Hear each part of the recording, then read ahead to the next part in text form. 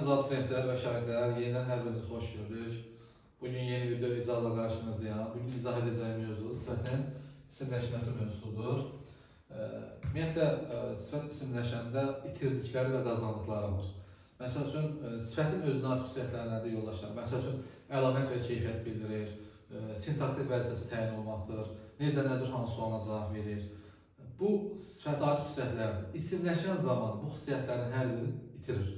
Bəs qazandıqları nədir? Qazandıqları bundan ibarət ki, isimin sualına cavab verir, yəni kimdən sualına cavab verir. Sonra cümləci kimi mübtəda, tamamlıq, xəbər ola bilir. Daha sonra isim kimi hallana bilər, cəmlənə bilər, mənsubiyyətə görə dəyişə bilər və s. Yəni, isim aid xüsusiyyətləri qəbul edir.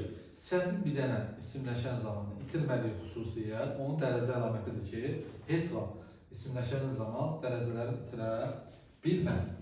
İndi sifətin isimləşməsini necə tapa bilərik? Məsəl üçün, belə deyək ki, biz deyirik ki, sifətdən sonra nə gəlməlidir? İsim gəlməlidir. Əgər sifətdən sonra onun ismi gəlməyibsə, deməli o sifət nə eləyib? İsimləşir. Məsəl üçün deyirəm ki, cavan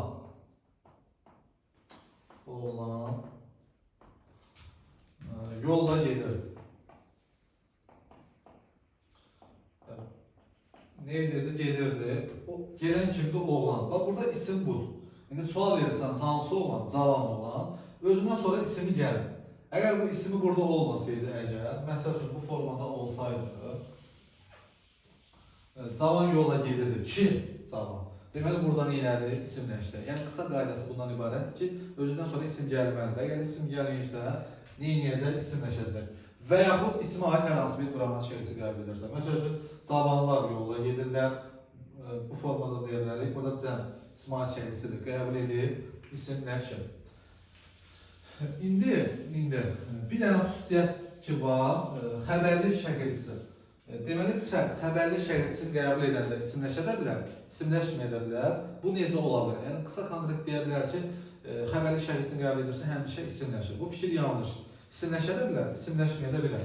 Əgər öz sualını saxlayacaqsan, məsələn, deyək ki, onun anası, deyək ki, yaşlıdır.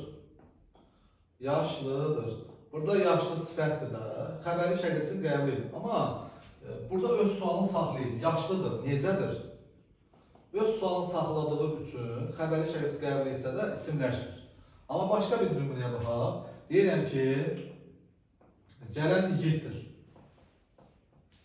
İgiddir. Kimdir? İgiddir. Artıq burada sualı itirir, isimin sualına cavab verir. Deməli, burada nə eləyib? İsimləşir. Yəni, xəbərli şəkilsini qəbul edəndə isimləşə də bilər, isimləşməyə də bilər. Bugünlük bu qədər yoldaşlar. Yeni video izahda görüşənə qədər dəstək olmağı unutmayın. Sağ olun.